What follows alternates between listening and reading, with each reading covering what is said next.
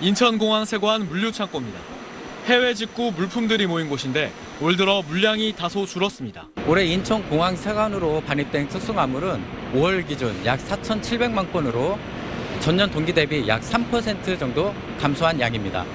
고환율이 이어지면서 해외 직구의 이점이 사라진 겁니다. 화장품 주로 사고 있는데 근데 지금은 환율이 너무 올라서 2만 원에 사던 게 지금 4만 원으로 판매되는 경향도 있어가지고 의미가 없죠.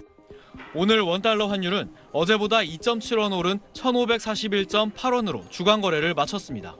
1,540원을 넘은 건 글로벌 금융위기였던 지난 2009년 이후 17년 만에 처음입니다. 원달러 환율은 지난달 15일부터 한 달 넘게 1,500원대를 웃돌고 이란 전쟁 종전 이후에도 좀처럼 떨어지지 않고 있습니다. 올 들어 코스피에서만 132조 원 넘게 대답한 외국인 자금 이탈이 우선 원인으로 꼽힙니다. 외국인 투자 자금이 급격하게 빠져나가서 달러 수요가 늘어나는 반면에 우리 수출 기업들은 대미 투자로 인해서 수출로 벌어들인 달러를 원화로 환전할 이유가 없는 것이고, 최근에는 미국의 금리 인상 가능성이 커지면서 주요 통화 대비 달러 가격도 오르고 있습니다.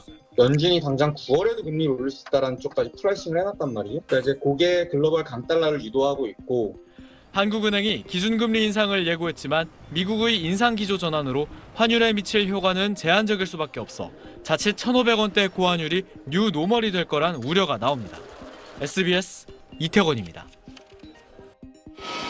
식품 포장재 등을 만드는 한 중소제조업체입니다. 나프타에서 뽑아내는 폴리에틸렌 등이 주요 원료입니다. 중동 전쟁으로 원료값이 급등한 데다 환율까지 오르다 보니 비용이 큰 부담입니다. 석유 파동 때문에 인상이 이렇게 55%나 오르고 환율이 또 이렇게 또 올라가지고 또 한 5, 6%가 또 이제 부담이 되고. 원두 등을 수입해야 하는 프랜차이즈 커피 전문점들은 고환율을 이유로 잇따라 가격을 올렸습니다. 100원, 200원도 이제 좀 하루 전, 두 잔 먹다 보면 큰 돈일 수도 있잖아요. 그래서 좀 크게 느껴진다고 생각합니다. 공항 환전소에선 원달러 환율이 1,600원을 넘어서며 여행객 부담도 늘었습니다.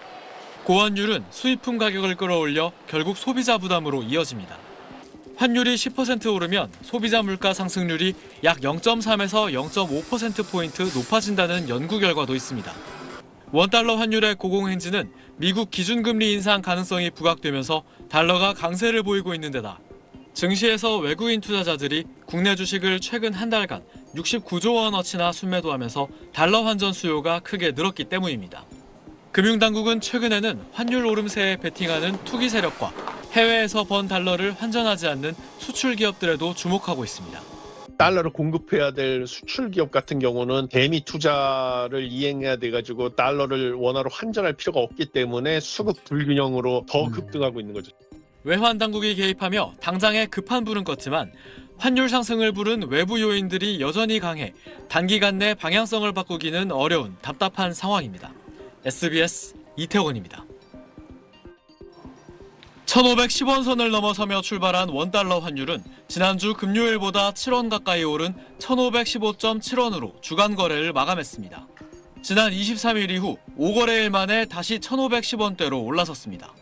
이어진 야간 거래에서는 2009년 금융위기 이후 17년 만에 1,520원을 넘어서기도 했습니다. 주간 종가 기준 이달 월 평균 환율은 1,490원으로 역대 네 번째로 높습니다. 1997년 12월 외환위기에 육박하는 수준입니다. 이란 전쟁 한 달째 후티 반군 참전에 따른 홍해 봉쇄 우려까지 겹쳐 유가가 추가 급등하면서 환율이 상승 압박을 받은 겁니다. 국제 유가 기준인 브렌트유 선물은 한때 배럴당 116달러를 넘기도 했습니다. 국내 물가가 올라가면 다른 나라들에 비해서 상대 물가가 높기 때문에 환율이 올라갈 수밖에 없는 상황이 되는 거죠. 불안한 유가와 환율에 장 초반 5% 넘게 빠졌던 코스피는 오후 들어 낙폭을 줄여 2.97% 하락한 5,277로 마감했습니다.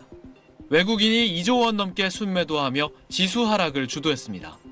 이란 전쟁 발발 이후 코스피 수익률은 세계 주요국 증시 중에서도 최하위권이었는데 이 기간 외국인 순매도 금액은 약 30조 원으로 사상 최대였습니다. 올해 1, 2월 달 우리나라 주식시장이 가장 많이 올랐기 때문에 수요가 있는 상태에서 이란 전쟁이 터지면서 그게 좀 가속되는 모습을 보였다. 트럼프 대통령의 혼란스러운 메시지에 증시가 방향성을 잃은 가운데 다음 달 1일 우리나라의 세계 국채 지수 편입으로 올 연말까지 최대 90조 원의 외국인 자금이 들어오면 환율 상승 압력은 다소 낮아질 걸로 기대됩니다. SBS 이태원입니다.